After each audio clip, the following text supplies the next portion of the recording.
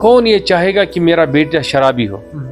کون اپنی بیٹی شرابی کو دینا چاہے گا؟ کون اپنی بہن شرابی کو دینا چاہے گا؟ کون کہتا ہے کہ میرا بہنوں ہی شرابی ہونا چاہیے؟ جب ہم اس شراب کو اپنے لیے، اپنی زندگی میں، اپنے گھر کے لیے، اپنے پریوار کے لیے قبول نہیں کریں گے تو ہم کیسے کہہ سکتے ہیں اس میں ٹورزم پہ اثر پڑتا ہے؟ آپ دکھائیے نا مجھے کون سا ٹورسٹ اپنی بہن، بیوی، بیٹی کے ساتھ آ کر یہاں مسلمانوں کے دل ہرٹ ہوتے ہیں۔ تو سرکار کو بھی بڑا دل دکھانا چاہیے کہ شراب پہ بھی پابندی لگنی چاہیے اور منشیات پر بھی مکمل پابندی۔ ہم اسی ملک میں رہ رہے ہیں نا، جس ملک میں جس کا آئین کے تحت گجرات ہے، بہار ہے۔ جب گجرات میں ٹورزم نہیں ہے کیا؟ آپ وہاں کا ٹورزم بجٹ دیکھیے اور کشمیر کا، جموں کشمیر کا ٹورزم بجٹ دیکھیے۔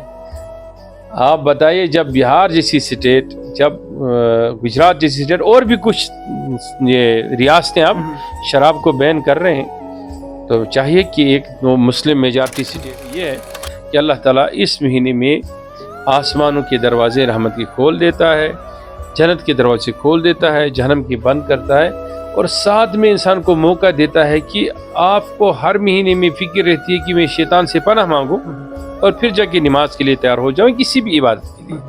لیکن اس رحمت والے مہینے میں نے آپ کے لیے شیاطین ہی بند کر دی ہے، اس لیے آپ کے لیے اب ٹینشن ہی کچھ نہیں ہے۔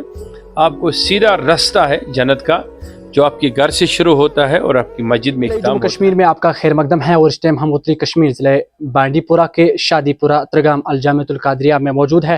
آپ کو بتانے کی کوشش کریں گے آج کے جو ہمارے مہمانانی گفتگو ہے کسی تعارف کے محتاج نہیں۔ کاروانی اسلامیہ انٹرنیشنل کے امیر غلام رسول حامد صاحب ہمارے ساتھ موجود ہے، اور آپ کو بتانے کی کوشش کریں گے آج وادی کشمیر کے حوالے سے بات کریں گے تو آج عظیم ماہ مبارک چل رہا ہے۔ اگر اس ماہ مبارک کے حوالے سے بات کریں گے تو جنت کے دروازے جو ہے ان کو کھولا جاتا ہے، اس کے ساتھ ساتھ جتنے بھی جہنم کے دروازے ہیں ان کو بند کیا جا رہا ہے۔ اگر اس مہینے کے حوالے سے بات کریں گے تو رحمت والا مہینہ ہے، برکت والا مہینہ ہے، اور نار جہنم سے نجات پانے والا مہینہ ہے۔ اور ہمارے ساتھ جو مہمانان گفتگو ہے غلام رسول حامد صاحب موجود ہے۔ کچھ سوالات رہیں گے فضیلت رمضان، اور اس کے ساتھ ساتھ وادی کشمیر کے حوالے سے بات کریں گے۔ جس طرح سے لگاتار شراب پر بات ہو رہی ہے، جو منشیات کی لت لگی ہے جوانوں کو، اس سب پر آج بات چیت ہوگی، اس سب پر آج چرچا ہوگی۔ آج کی جو مہمانان گفتگو ہے ڈاکٹر غلام رسول حامد صاحب ہے۔ ڈاکٹر صاحب بہت بہت شکریہ، آپ نے اپنا قیمتی وقت نکالا ہمیں سے بات کی۔ اللہ تعالیٰ سلامت رکھیں آپ کو اور آپ کی کوششوں کو کامیاب کرے اللہ۔ حامد صاحب، جس طرح سے اس مہینے کے حوالے سے بات کریں گے تو فضیلت والا مہینہ ہے، کیا کچھ کہیں گے اس مہینے کے حوالے سے؟ تھوڑا سا فضیلت آپ بیان کیجئے تاکہ ہمارے جو ناظرین ہیں ان کے دل جو ہے وہ بھی روشناس ہو جائے۔ بسم اللہ الرحمن الرحیم، قال اللہ تبارک و تعالی، بسم اللہ الرحمن الرحیم، لعلکم تتقون۔ اللہ تعالیٰ نے لفظ تقوی کے اندر روزوں کا جو سارا مقام ہے اس کو ظاہر کر دیا ہے۔ اللہ تعالیٰ قرآن عظیم میں جہاں ارشاد فرماتے ہیں کتب علیکم الصیام کما کتب علی الذین من قبلکم، وہی اس مہینے کو شہر رمضان کو شہر القرآن بھی کہا گیا ہے، شہر مواسات بھی کہا گیا ہے۔ اس طریقے سے اس میں کہیں فضیلتیں جمع ہیں، اس میں شب قدر کی فضیلت ہے، تاخراتوں کی فضیلت ہے، پھر 15ویں رمضان کی فضیلت ہے، پھر اس میں اس رمضان المبارک میں سب سے بڑی بات ہے کہ ایک دستور کائنات جس کو ہم قرآن مقدس کہتے ہیں وہ نازل ہوا۔ انسان کو اس میں سکھایا گیا کہ بندگی اور انسانیت کے زاویے اور طریقے کار کیا ہے، آپ کس طریقے سے اپنی زندگی گزارو گے، نکاح کیسے کرو گے، کھاؤ گے کیسے، پیو گے کیسے۔ اس زندگی کے بعد تمہیں اور ایک زندگی ہے، اس میں جانے کے لیے اس زندگی میں اس کی تیاری کرنی ہے۔ یہ سارے چیزیں اللہ تعالیٰ نے اس مقدس مہینے کے اندر انسان کو عطا فرمائی، اور اس پر اللہ تعالیٰ نے یہ بھی مرحمت ہمیں عنایت فرمایا کہ آپ جب پورے سال میری عبادت کرتے ہو تو ٹھیک ہے، لیکن اس مہینے میں اس کا اجر ایک جگہ 10 گنا اور ایک جگہ 70 گنا بڑھا دوں گا، یعنی ایک رکعت کے بدلے میں 70 رکعت کا ثواب، یا ایک رکعت کے بدلے میں 10 رکعت کا ثواب۔ اس طریقے سے ایک روپیہ، ایک درہم، ایک دینار اللہ کے راہ میں خرچ کرنا 70 درہم یا دینار کے برابر ہے۔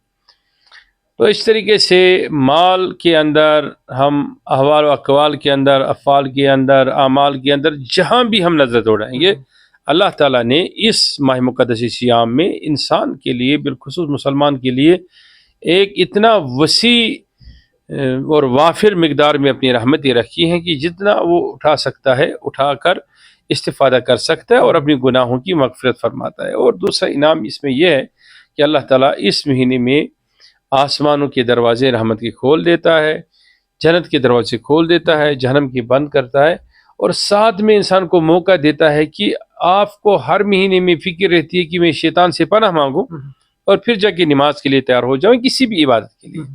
لیکن اس رحمت والے مہینے میں نے آپ کے لیے شیاطین ہی بند کر دی ہے، اس لیے آپ کے لیے اب ٹینشن ہی کچھ نہیں ہے، آپ کو سیدھا رستہ ہے جنت کا جو آپ کے گھر سے شروع ہوتا ہے اور آپ کی مسجد میں اختتام ہوتا ہے۔ جس طرف بھی آپ نظر دوڑاؤ گے اس مہینے میں آپ کو رحمت اور برکتیں ہی ملیں گی۔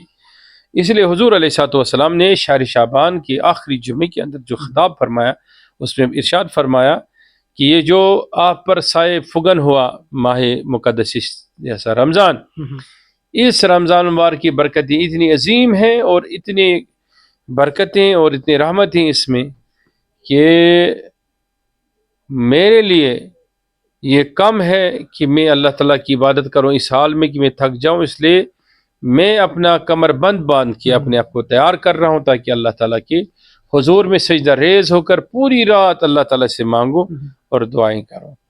اس طریقے سے رمضان المبارک کے اندر ہزاروں، سینکڑوں بلکہ لاکھوں فضیلتیں ایک ساتھ جمع ہیں جو کسی اور مہینے میں ممکن نہیں۔ اگر ہم اس وادی کشمیر کے حوالے سے بات کریں گے تو کوئی ایک سالوں سے جو ہے لگاتار وادی کشمیر بربادی کی طرف جا رہا ہے، منشیات جو ہے چاروں طرف سے ہمیں وادی کشمیر میں دیکھنے کو مل رہا ہے۔ آج بھی ماہ مبارک کا عظیم مہینہ چل رہا ہے، آج بھی منشیات فروشوں کو سلاخوں کے پیچھے دھکیل دیا جا رہا ہے۔ کیا کچھ کہیں گے؟ لگاتار آپ بھی 1990 سے شراب کے حوالے سے بات کر رہا ہے، منشیات کے حوالے سے بات کر رہا ہے، کیا کچھ پیغام رہے گا ان جوانوں کے لیے جو اس بیماری میں مبتلا ہیں؟ دیکھیں ہمارے ہاں یہ دو چیزیں الگ الگ ہیں، آپ کے ہاں یا سرکاروں کے ہاں یا جو اسمبلی میں لوگ اس وقت ہیں ان میں سے اکثر تعداد وہ ہے جو یہ کہتے ہیں کہ منشیات کا مسئلہ ہے۔ ہم خالی منشیات یا جس کو ہم آپ ڈرگس کہیں گے عرفی زبان میں، عام زبان میں، یا ہم کہیں گے کہ منشیات بھی اس کو بولتے ہیں، تو ہمارے پاس وہی مسئلہ نہیں ہے، ہم دونوں چیزوں کو کہتے ہیں، لکر بھی، شراب اور منشیات دونوں چیزوں کو ہم کہتے ہیں کہ نشہ کی ہر وہ چیز جو انسان کو نشہ لائے، انسان کو بربادی کی طرف دھکیلتا ہے، اس میں کوئی بھی چیز ہو، اس چیز کو ختم کرنے کے لیے سرکار کو اسی طریقے سے کام کرنے کی ضرورت ہے جس طریقے سے ان کا دعویٰ ہے کہ ہم الیکٹرسٹی فراہم کریں گے، پانی کے لیے پانی، پینے کے لیے پانی فراہم کریں گے، رہنے کے لیے گھر فراہم کرنی ہے، ساری چیزیں سرکار کی ذمہ داری ہوتی ہے۔ اگر آپ کسی کو ووٹ دے کے اسمبلی میں بھیج رہے ہیں، اس کو آپ وی آئی پی سیکورٹی اور وی آئی پی محل میں رہنے کے لیے اور پیسے کمانے کے لیے نہیں بھیج رہے ہیں، بلکہ اس کو اپنی نمائندگی کرنے کے لیے بھیج رہے ہیں۔ اس کی اولین نمائندگی یہ ہے کہ وہ اخلاقیات پر اور وہ معاشرے کے تئیں اپنا فرض نبھائے اور اس کی نمائندگی کرے۔ اسے چاہے کہ اسمبلی میں وہ بجلی کی بات بعد میں کرے، وہ پاور سپلائی کی بات بعد میں کرے، وہ واٹر سپلائی کی بات بعد میں کرے، جب اخلاقیات اس کے لیے یہ ہے کہ وہ پہلے شراب اور منشیات کی بات کرے۔ ہم کہتے ہیں کہ اگر گورنمنٹ کسی سکیم کے طریقے سے یہاں کے عوام کو فائدہ پہنچانا چاہتا ہے، لیکن وہیں دوسری طرف کھلے عام جو شراب بک رہی ہے، مل رہی ہے، منشیات ہے، ڈرگ فروش دن بدن ترقی کر رہے ہیں، تو جب تک اس کا خاتمہ نہیں ہوگا تب تک یہاں ڈیولپمنٹ نہیں ہو سکتی ہے، تب تک ہمارا جو ذہنی ارتقاء ہم کہتے ہیں کہ پروان نہیں چڑھ سکتا ہے۔ ضرورت اس بات کی ہے کہ اس وقت سرکار ہے، این سی کی، نیشنل کانفرنس کی سرکار ہے، بی جے پی کی ایک بڑی تعداد ہے ایم ایل ایز کی، اپوزیشن میں ہے وہ، اور ایک پی ڈی پی بھی ایک سرکاری تنظیم ہے، یہ سیاسی تنظیم ہے، اسی طریقے سے پیپلز لیگ ہے، کیا ہے کہ بہت سارے تنظیمیں ہیں۔ تو میں یہ نہیں کہتا ہوں کہ کسی ایک کے لیے ہے، میں کہتا ہوں سب اس میں یکساں ہیں۔ ہم ایک کشتی میں سوار ہیں، اگر اس میں سوراخ ہو جائے گا تو ہم سب ڈوب جائیں گے۔ نشہ ایسا ہی ہے، ان سب کو چاہیے اس وقت اپنے فرض منصبی پر کھڑا ہو جائیں اور تمام اختلافات سے اوپر اٹھ کے ایک قانون سازی ایسی کریں، ایسا قانون بنائیں کہ منشیات اور شراب کا خاتمہ اس سرزمین سے ہو جائے۔ یہاں میں یہ بات پھر کروں گا کہ جو 3 سالوں سے مقامی پولیس نے، جس کو ہم جیڈ کی پولیس کہتے ہیں، ان کے کام کو میں سیلوٹ کرتا ہوں، سراہتا ہوں کہ انہوں نے جو منشیات کے خلاف کام کیا وہ یقینی طور لائق سلام ہے، لائق داد ہے، لیکن ضرورت ہے کہ اگر ایک مضبوط قانون سازی اس پر ہو جائے گی اور اس شراب اور منشیات کا مکمل خاتمہ ہو جائے گا اور تاکہ قانون نافذ کرنے والے اداروں پر بھی آسانی ممکن ہو۔ ڈاکٹر صاحب یہاں پہ میں آپ کو روکنا چاہوں گا، جس طرح سے حالیہ میں ہے ایک MLA کا بیان بھی سامنے آیا، کہا کہ اگر یہاں شراب بند ہو جائے گا تو ٹورزم پر اثر پڑے گا، کیسے آپ اس بیان کو دیکھ رہے ہیں؟ دیکھیے میں یہ کہتا ہوں کہ وہ اس کا جس نے بھی یہ کہا، میں نے بھی اس بیان کو دیکھا، وہ اس کا دیوالیہ پن ہے۔ دراصل میں سمجھتا ہوں کہ وہ ایجوکیٹڈ نہیں ہے، وہ مطلب سوچ بوجھ رکھنے والا آدمی نہیں ہے، یا وہ مطلب میں اس کو ہزاروں ایسے مثالیں دے سکتا ہوں کہ جہاں ٹورزم اتنا زیادہ ہے لیکن گراؤنڈ پہ شراب نہیں ہے۔ میں ایک بات بولوں گا آپ کو کہ چلو ہم نے پیسے کمائے، ہم ٹورزم پہ ڈیپینڈڈ ہے اور ہم امیر بھی ہو گئے، ٹھیک ہے، لیکن ہمیں قبر میں جانا ہے نا۔ کون یہ چاہے گا کہ میرا بیٹا شرابی ہو؟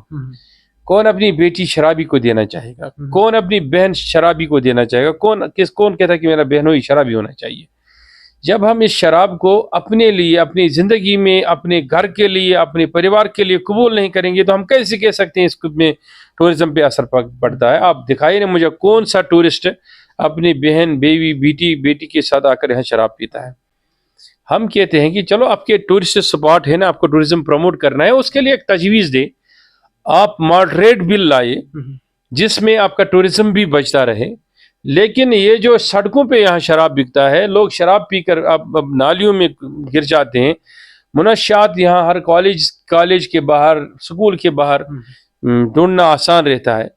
تو ان سب کے پیچھے میں ہم اکیلے کیا کر سکتے ہیں؟ دیکھیے آپ جس طریقے سے کہا کہ 3 دہائیوں سے ہم چیخ رہے ہیں اس پر، کون سا سکول ہم نے چھوڑا جہاں سیمینار نہیں کیا، سمپوزیم نہیں کیا، یونیورسٹیوں میں گئے، سگنیچرنگ کمپیننگ اتنی وسیع تر بنیاد پر ہم نے کی۔ ابھی ایک سیاسی پارٹی نے کہا تھا کہ ہم سگنیچرنگ کمپیننگ چلائیں گے، ہم نے کہا کہ ہم نے تو 6.5 لاکھ لوگوں کے سگنیچر لیے ہیں، تو اب کون سی کمپین چلائیں گے؟ اس پر چاہیے کہ ایک نہیں ساری پارٹیاں پہل کریں اور مکمل ایک قانون لائیں۔ باقی دیکھیے ہم اسی ملک میں رہ رہے ہیں نا، جس ملک میں جس کا آئین کے تحت گجرات ہے، بہار ہے۔ جب گجرات میں ٹورزم نہیں ہے کیا؟ آپ وہاں کا ٹورزم بجٹ دیکھیے اور کشمیر کا، جموں کشمیر کا ٹورزم بجٹ دیکھیے۔ آپ بتائیے جب بہار جیسی سٹیٹ، جب گجرات جیسی سٹیٹ اور بھی کچھ ریاستیں اب شراب کو بین کر رہے ہیں، تو چاہیے کہ ایک مسلم میجارٹی سٹیٹ ہے ہی نہیں۔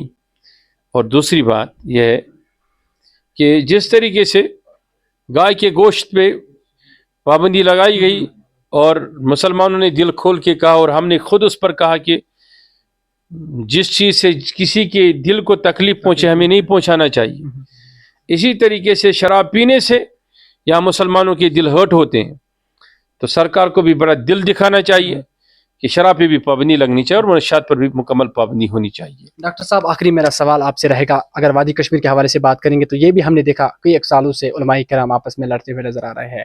حالیہ میں جو ہے ایک محاصرہ بھی ہوا تھا، اور جس میں جو ہے علماء کرام آپس میں لڑتے ہوئے نظر آ رہے ہیں، اور جو چھوٹے یوتھ ہے، جو ہمارے نوجوان ہیں، جو ان پر بھی جو ہے کہیں نہ کہیں اثر پڑتا ہے، کیا کچھ پیغام رہے گا ان علماء کرام کے؟ دیکھیے اسلام کی خوبی یہ ہے نہ کہ اسلام کی ہر مذہب کی خوبی ہے کہ ہر مذہب میں اختلافات ہوتے ہیں، اختلاف ہونے چاہیے۔ گھر میں اختلافات ہوتے ہیں، معاشرے میں اختلافات ہوتے ہیں، قانون نافذ کرنے میں اختلافات ہوتے ہیں۔ اسمبلی میں آج اختلافات نہیں ہے، وہاں سیاسی پارٹیاں تو ایک دوسرے پر کرسیاں برسا رہی ہے، اختلافات ہو سکتے ہیں۔ اسی طریقے سے مذہب کے اندر بھی اختلافات ہو سکتے ہیں، لیکن اختلافات کا دائرہ ایسا نہیں ہونا چاہیے کہ آپ کسی کے لیے زندہ رہنا ہی مشکل کریں، اور آپ کے الفاظ میں اتنی کھٹاس ہو کہ آپ کسی کو قبول ہی نہیں کریں گے۔ لہٰذا اگر کوئی اختلافات کر کے سوشل میڈیا کا سہارا لے کے ایسی حرکات کرتا ہے جس سے انارکی پھیلنے کا خطرہ ہے، جس سے آپ کی اعتقاد کو، آپ کے دل کو ٹھیس پہنچتی ہے اور آپ تکلیف میں پڑ رہے ہیں، تو سیدھی سی بات ہے آپ اپنے مسلک پہ رہیں، کسی کے مسلک کو چھیڑنے کی کیا ضرورت ہے؟ ہم چونکہ مسلمان ہیں، ہمیں یہ سکھایا گیا ہے کہ المسلم من سلم المسلمون بلسانی و بیدی، مسلمان وہ ہے جس کے ہاتھ سے اور جس کے زبان سے دوسرا انسان، دوسرا مسلمان یا دوسرا رہنے والا محفوظ رہے۔ ڈاکٹر صاحب اگر سیدھی سی بات ہے آپ کی زبان سے، آپ کے ہاتھ سے کوئی محفوظ نہیں، تو सीधी सी बात है ये कोई आलिम नहीं हो सकता, कोई मौलवी नहीं हो सकता. मैं तो समझता हूँ वो मौलवी नहीं है, वो जाहिल लोग हो सकते हैं जो सिर्फ और सिर्फ लड़ाने के लिए ही इख्तलाफात का सहारा ले सकते हैं. डॉक्टर साहब अपना वक्त और टाइम देने के लिए आपका बहुत बहुत शुक्रिया. जज़ाकल्लाहु खैर. अल्लाह ताला आपकी कोशिशों को और भी ज़्यादा उजागर करें और आपको मौका मिले. ये मीडिया का दौर है और मीडिया को चाहिए कि इन जो चीज़ें बेहस हो चुकी हैं हमारे माशरे अंदर, उनके अंदर हिस्स डाले, रूह डाले. ये मीडिया का भी काम है. इसलिए जमहूरियत की एक जो पिलर है, एक जो विकेट है, उसको मीडिया भी कहा जाता है. बहुत बहुत शुक्रिया. जी नाजरीन, इस टाइम हम थे अल-जामिअतुल क़ादरिया त्रिगाम शादीपुरा में और हमारे साथ जो मेहमानान गुफ्तगू थे, किसी तारुफ के मोहताज नहीं, अलहाज जो है गुलाम रसूल हामिद साहब हमारे साथ मौजूद थे और शराब पर बात हुई. जिस तरह से लगातार जो है शराब के चर्चे आज वादी कश्मीर में चल रहे हैं, असेंबली में भी इसकी बात हो रही है और आपको बता दें कोशिश करेंगे कुछ सवाल थे, उनके जवाब भी हमने हासिल करने की कोशिश की. और हमारे साथ जुड़े रहिए और DB लाइव के लिए अगली सेगमेंट तक दीजिए अपने मेज़बान सईद उबैद को इजाज़त. खुदा हाफिज़.